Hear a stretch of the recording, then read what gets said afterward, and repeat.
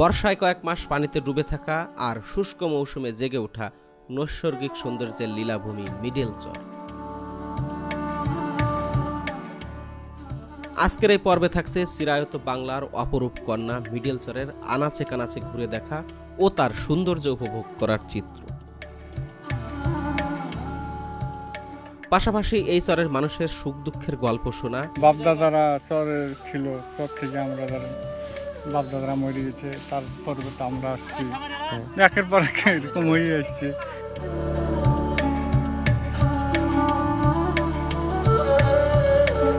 এই গরমেও নারী পুরুষদের সারাদিনের ব্যস্ততা ও সংগ্রামের কথা শোনা।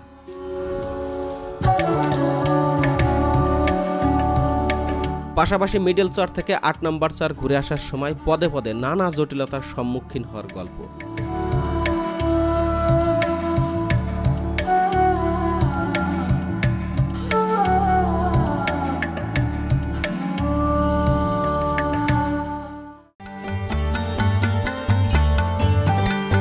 ছবির মতো সুন্দর এক চরের নাম হচ্ছে মিডল চর।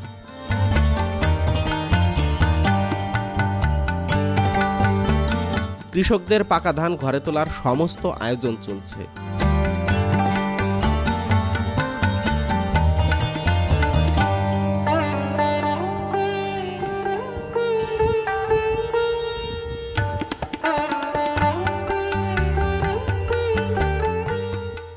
আর বর্ষায় গরু মহিষের খাবারের জন্য জায়গায় জায়গায় খড়ের পালা দেওয়ার দৃশ্য চোখ দুটোকে একদম জুড়িয়ে দেয়।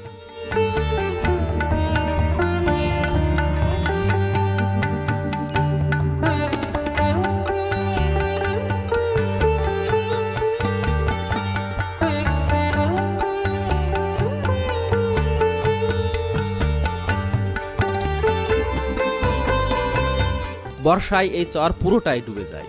তখন তারা আশ্রয় নেয় রাজশাহীর বেড়িবাঁধ ও রেল লাইনের পাশে।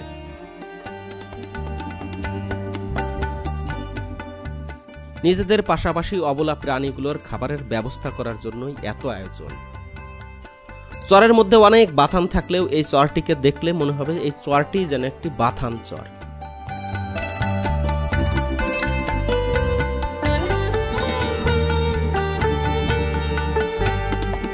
এই গরমেও নারীরা ধান সিদ্ধ করছে। কয়েকদিনের মধ্যে বৃষ্টি শুরু হবে, তাই তো এত কষ্ট, এত আয়োজন। নারীরা ধান উড়িয়ে বস্তাবন্দি করে রাখছেন আর পুরুষরা মাথায় করে নিয়ে ঘরে তুলছে। যে ছবি আমি সারা জীবন বইয়ে পড়েছি, যে ছবি আমি কল্পনা এঁকেছি, আজ তেমন ছবি আমার চোখের সামনে ভেসে উঠেছে।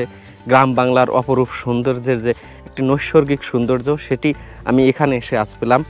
এখানে দেখুন একদম আকাশ ছুঁয়ে একটি ধানের পালা দিচ্ছেন এবং এখানে অনেক ভাই এই ভরা দুপুরের মধ্যে যখন আমরা এখানে দাঁড়িয়ে আছি, একদম সূর্যের তাপটা যখন আসছে মনে হচ্ছে মুখ পুড়ে যাচ্ছে, তখনও এই দাবদাহের মধ্যে যখন হিট অ্যালার্ট জারি রয়েছে তখনও তারা কাজ করছেন জীবনের জন্য।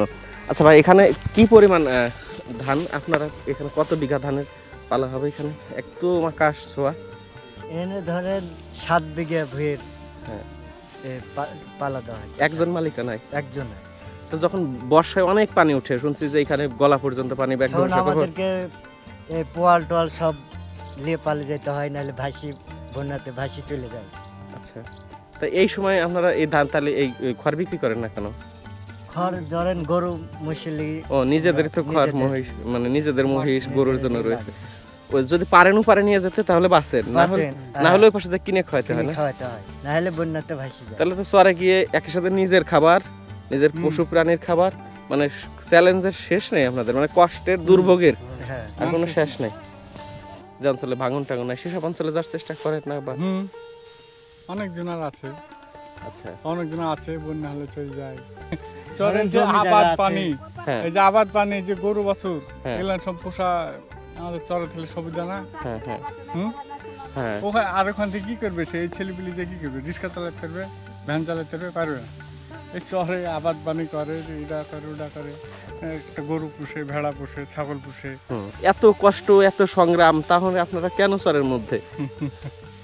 চরের মধ্যে থাকার আছে না, লাভ আছে না? লাভ আছে, শান্তি আছে, মায়া আছে।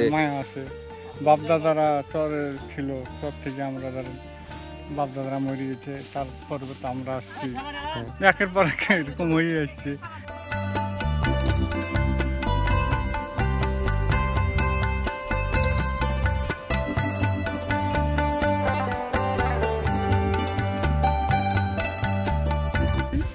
কেন এত কষ্টের মধ্যে থেকে যাচ্ছেন? ধরেন যে ওদেশে আমার কোনো আশ্রয় নাই, বাড়ি নাই, ঘর নাই, মাটি জমি জমা নাই। হ্যাঁ, তার লিগে এখানে আজীবন ধরে সবাই থাকে এখানে। বাপ দাদার সব পিড়ি এই দেশি, ওখানে মাটি চুটো কিনতে পারা হয়নি, ঘর পড়ে করা নাই। অসুস্থ হলে আপনারা কি করেন? ধরেন যে হসপিটালে যাওয়ার জন্য, এখানে তো ডাক্তারও নাই। ওই কষ্ট হয়, লিজাইতে ভর্তি থাকতে হয়। মানুষ যদি নৌকার থেকে এখান থেকে ভাত বহাতে লেগে কষ্ট, মেডিকেলের ভাত হয়তো খাতে পারে না। না, ও রোগে দুইটি খাইলে নাকি লাল 4 থাকতে হয় মানুষ, 5টা থাকতে হয় মানুষ। এখন হলো ওখানকার দুইটি ওরা দেয়, হসপিটাল ওরা দেয়, খাবার দেয়, ওরা দেয় না বলবো না, মিথ্যে বলবো, দেয় না, ওরা দেয়। বা এখান থেকে ভাত বহিলে যেতে হয় বা খেতে হয়, থাকতে হয়। পালাটা কাল থেকে ধরেন আমরা এইভাবে একই ভাগে মানে ইয়া করে যাচ্ছি। কালকে যেমন ঝড় আসলো, ঝড়ের মধ্যে ইয়ার মধ্যে ওই পালার মধ্যেই বৃষ্টি আসলে ধরেন এই ঢাকো, মুখ করো, সব ই করো, সেই করো, এই যে ধান ঢাকো, মানে চরের জীবন তো বুঝতে পারছেন, সব মানে ইয়ার জীবন, কষ্টের জীবন, চ্যালেঞ্জের জীবন, চ্যালেঞ্জ। এই যে ঝড় ধরেন চলে আসলো, এই মাঠে মানুষ গরু বাছুর, ছেলে পিলে গরু বাছুর দিয়ে এই কত ইয়া। আবার এই যে একজন ওখানে ধান বানতে বানতে দৌড়তে দৌড়তে পারলে আসতে আসতে অমনি বিজলি পড়ে মেরে গেল। কতদিন আগে? ওই এই হ্যাঁ,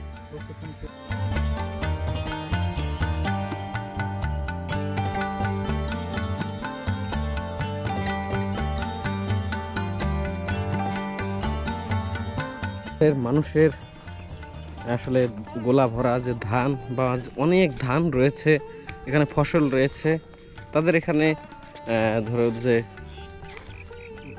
সুখ আছে, কিন্তু একটি মাস যখন বাড়ি ঘর ছেড়ে চরে গিয়ে দূরে গিয়ে উঠতে হয়, তখন তাদের আসলে কষ্টের কোনো শেষ থাকে না।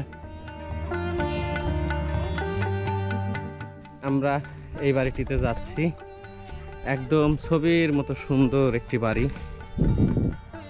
এ পাশে ছোট একটি গোলঘর, এ পাশে রান্নাঘর, এ পাশে বাচ্চারা খেলাধুলা করছে, মাটির ঘর। কেমন আছো বা? ধরে চলে গেল। আপা কি গমের রুটি? হ্যাঁ, গমের রুটি। আমার শাশুড়ির বাড়ি আসলাম। আচ্ছা, কোন আপনি কি সরকারপুরে ছিলেন আপনার সময়? বাপের বাড়িতে ছিলেন? না, এই পাড়া আমাদের বাড়ি, হ্যাঁ, ওই স্কুল মোড়ে আমাদের বাড়ি, দাসমারি। ও, যখন হয় মানে পানি ওঠে, অনেক বন্যা হয়, তখন কি বাড়িতে চলে যান? হ্যাঁ, তখন বাড়ি চলে যায়। কেমন ধান লাগাচ্ছি কষ্ট করিয়ে। ধান তো আমি নিয়ে যাবো না, বলেন কতটুক পাইছেন? কেমন অনেক ধান হয়েছে? কেমন এবার? মাত্র আমরা অল্প গিরো, ছোট গিরো আমরা। ধানের পালা তো দিচ্ছেন অনেক বড় একটা। ও লোকের ডাল, তাই না? লোকের পালা। আপনাদের গরু কতগুলো? আমার গরু 2টা শোনা। কাকা আসসালামু আলাইকুম, কেমন আছেন? এই চরে ফসল কি কি হয় কাকা? ফসল ধান, কালাই, মসুরি, খেসারি, গম। দুই ফসলই? 2 ফসল। এই এখন ধান কাটার পরে এখন কি আর কিছুই লাগাবেন না? কিছু হবে না, এখন বন্যিতে সব হারিয়ে যাবে, ডিগে যাবে। ও, বন্যিতে সব গাং হয়ে যাবে, তার মানে ওই পারে পালিয়ে যেতে হবে জানলি। আবার যখন ভাসে উঠবে তখন আবার যখন ডেঙ্গা হয়ে যাবে, পানি টানি মরে যাবে, তখন আবার কালাই নাই, মসুরি নাই, গম হয়ে যাবে। বাদাম হয় না সরে? বাদামও হয়। বাদাম কেমন হয়? বাদাম ভালোই হয়, লাগালি হয়। আর বুদ্ধি বসতে আছে এই চরে? হ্যাঁ। আগে চর কোথায় ছিল বলেন তো? আগে ছিল এই খিদিরপুর চর, খানপুর, খানপুর, খিদিরপুর সব ভাঙিয়ে দিয়ে এই চরে এসেছি আমরা। বৃষ্টি ঝড়ের সময় এই বাড়িতে আপনাদের ঝড় বৃষ্টি লাগে কেমন? লাগে খুব, অত্যন্ত থাকা যায় না, রোদে ঘুরতে ঘাপ মারি বসতে চাই। দেখেন দেখাচ্ছি ধইলে তো গামছা গামছা ধইলে বেড়া আমার কি কষ্ট থাকি। আপনাকে দেখতে চুল গলা দেখেন, দেখেন দেখেন, চুল না দেখালে তো হচ্ছে না। রাতে ঘুম টুম কিছু হয়নি, গেল কালকের এই দিনে ঝড়ের জ্বালায় চোখ মুখে আমার গুঞ্জিয়ে গেছিল। সকালবেলা দেখছি একখানি বালুতে আর হিড়ে আমি কালকে নিজেও ঝড়ের মধ্যে পড়ছিলাম, হ্যাঁ ঝড় খানপুরে ছিলাম। হ্যাঁ খুব অত্যন্ত ঝড়, কানা হয়ে গেছে সব ধুয়ে। ভিডিও করলে যে টিভিটা ছেড়ে দিবে তাই না হ্যাঁ হ্যাঁ তো আমরা জানি না আপনারা টিভিতে ছেড়বে এখন আর কাকি আচ্ছা রান্না বান্না কিছু খাওয়াবেন না? আসছি এত দূর থেকে, বড়ি আর ভাত আছে, খাওয়াবেন? খাওয়াবেন এখানে খাওয়াবেন। খাবো, বড়ি আর ভাত আছে। আপনি খাওয়াবেন? আমার বাড়িতে লোক নয়, খাওয়ানো ওই খাওয়াবেন, নাহলে আমার বাড়িতে লোক থাকলেও খাওয়াতো। আচ্ছা চরের মানুষ আছে, যার বাড়িতেই যাবে খাওয়াবে, সবাই খাওয়াবে। হ্যাঁ আসলে মানুষের অভাব আছে, দুঃখ আছে, কষ্ট আছে, কিন্তু সবকিছুর ঊর্ধ্বে চরের মানুষের ভালো একটি মন আছে। আমি এখানে এসে এই কাকির কাছে বললাম যে কাকি আমাকে খাবার দিতে হবে, কাকি বলে চলো বাবা, বাড়িতে ভাত আছে আর হচ্ছে বড়ি আছে। আবার এই কাকাকে বললাম, কাকা বললো যে বাড়িওয়ালা নাই, নাহলে তোমাকে আমি খাওয়াইতাম।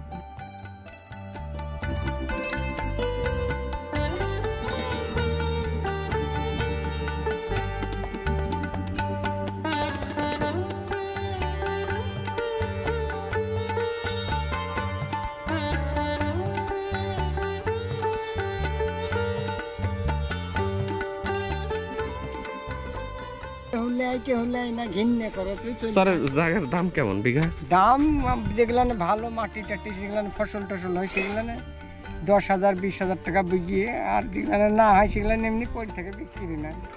ওইসব বাড়ি ঘর করে থাকতে হয়। যেন ওই ধরেন গোবর, এই ফসল টসল, গোবর টবর আর সাহার পানি কি করলে হয়।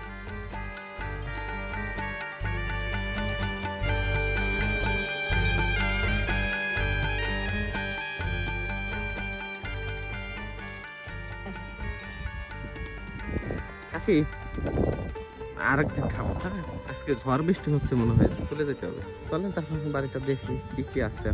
আপনার 2টা গরু আছে না? গরু এত ছোট কেন?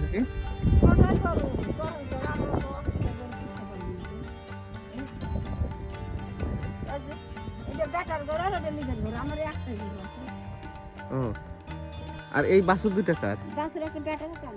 ও তাহলে তো আপনার 2টা গরু।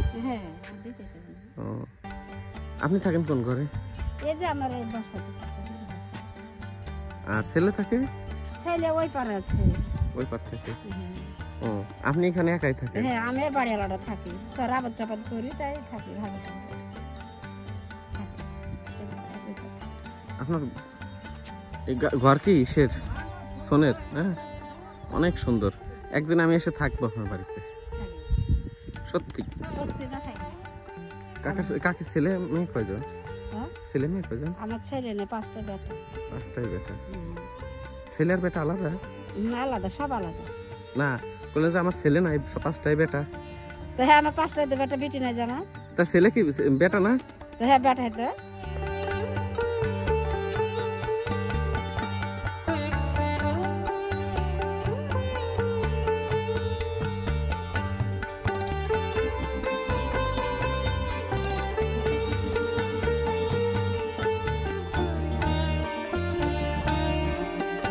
প্রাথমিক শিক্ষার জন্য এই চরে মাত্র একটি প্রাইমারি স্কুল রয়েছে।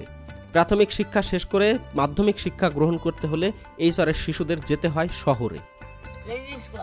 এখানে স্কুল আছে না? আচ্ছা স্কুল আছে, ওই সেরকম স্কুল, ওই আসে 10 দিন পর একদিন আসি, একটু তাড়াহুড়া করি বাস চলে যায় না? ভাইয়া তুমি কোন ক্লাসে পড়ো? ক্লাস 5-এ। কোন জায়গায় পড়ো তুমি? এখানেই পড়ো নাকি ওই পারে কোন স্কুল? জি গাক স্কুলে। ও ব্রাকে না, গাকের ব্রাকে, ওখানে পড়ো। ক্লাস 5-এ। ও তোমার সাথে এখানে আর কতজন পড়ে? আমার সাথে 4-5 জন যায়। 4-5 জন যায়। তোমরা টোটালে 4-5 জন পড়াশোনা করো এই এলাকায়?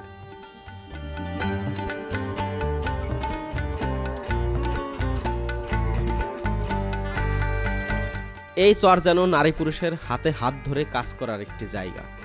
কেউ বা ধান উড়াচ্ছেন, আবার কেউ বা খড়ের পালা দিচ্ছেন।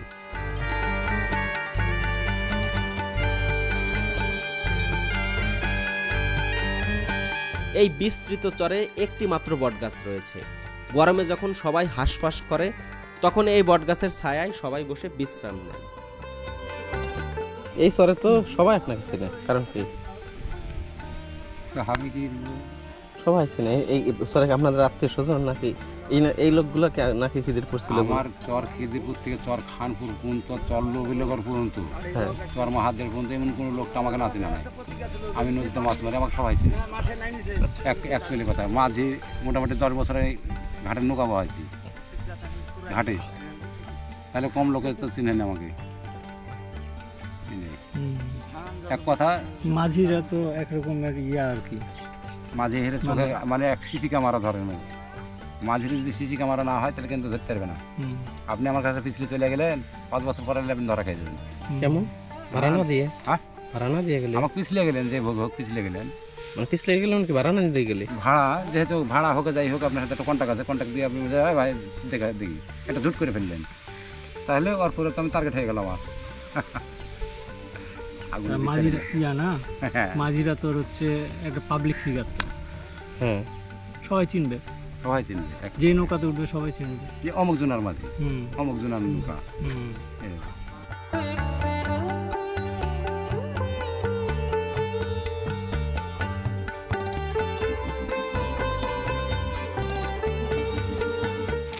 এই রোদের মধ্যে তো আমরা দাঁড়াইতে পারতেছি না, আপনি ধান সিদ্ধ করতেছেন কিভাবে?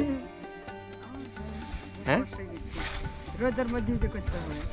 এই রোদের মধ্যে এখন রোদেরই তো এইটা কাম। এই রোদের মধ্যে জানেন নিউজ হয়েছে যে মানুষের বাইরে যাওয়া যাবে না, বাইরে গেলে মানুষ স্টক করে মরে যাবে। আর আপনি চলে আসছেন এখানে ধান সিদ্ধ করতে। আমার এটা এখনই করে দিতে হবে, যে বর্ষার টাইমে ধরে পানি, ঝড় পানি হবে, তখন তো আর করতে পারবে না। তার লেগে ধরেন এখনই বছরে যা খাই তাই করলেই বাহিল হয়। ধরেন ও বেড়াইতে আসে লোকজন। আর আলাসাল রাখবেন না পিঠার জন্য? ও রাখি দিই, ওগুলো রাখি দিই। পিঠা বানান কি মাসে? এই শীতে। শীতে পিঠা? শীতে সব রকমই, ভাজা, কুচলি, রসা ভাজা।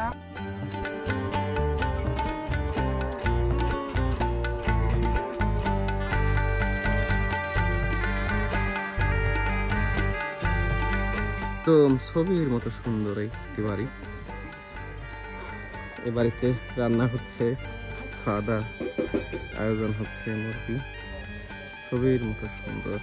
আমরা যত ছবিতে বিভিন্ন রিসোর্টে আর্টিফিশিয়াল বা কৃত্রিমভাবে তৈরি করা যায় বাড়িঘর থেকে, এই চরে আসলে একদম প্রাকৃতিকভাবে তেমন সুন্দর। মুরগি পালেন না বাড়িতে? ওই যে একটা মুরগি দেখতেছি। আর ঘর ভরাই ধান না? সব ধানই সিদ্ধ করবেন এখন?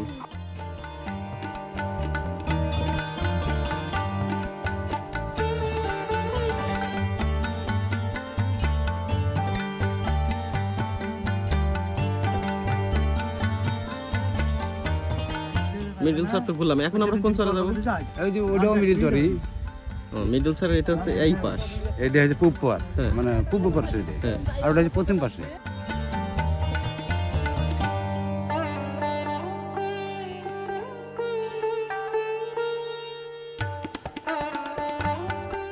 মিডল চরের মানুষের সাথে গল্প করে রওনা দিলাম 8 নম্বর চরের দিকে। 8 নম্বর চর দিয়ে আসতে হলে অনেকটা পথ, দুর্গম পথ দিয়ে আসতে হবে। তারপরেও রওনা দিলাম এই পথেই।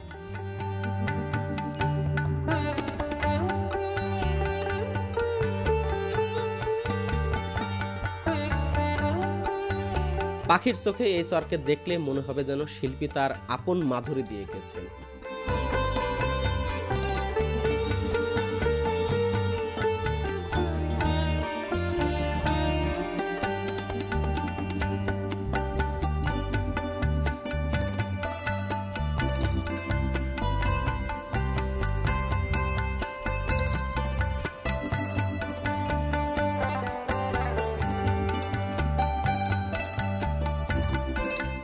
এই চর থেকে একটু দূরেই মানুষ গরু মহিষ চড়াচ্ছেন।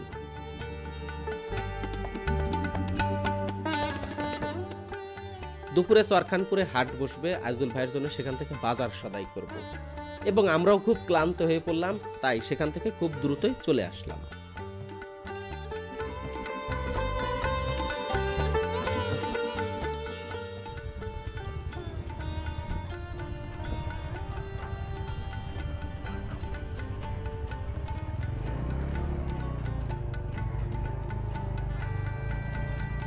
এখন এই পানির পরিমাপ করা হবে আসলে কি পরিমাণ পানি। পানি যদি বেশি হয় তাহলে মোটরসাইকেল নিয়ে যাওয়ার ওনারা সাহস পাচ্ছেন না। আইজুল ভাই গেছেন পানি মাপতে। ও পানি অনেক বেশি।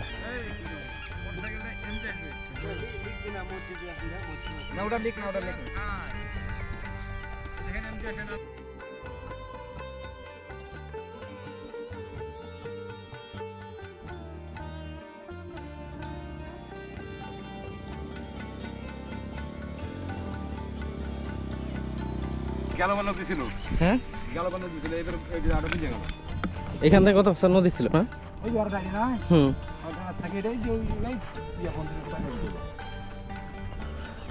বাংলাদেশের থেকে একদম সাহারা মরুভূমি দেখলাম। গাছগুলো একদম সাহারা মরুভূমিতে হিউমিডিটি নাই। আচ্ছা, আমাদের হিউমিডিটি অনেক, এখানকার গরম সহ্য করা আরো বেশি করি। ঘামছি, ওদিকে কিন্তু ঘামবি না। সৌদি আরবে যা। আমাদের লিডার চরের সর্দার আইজুল ভাই। দেখিস রে,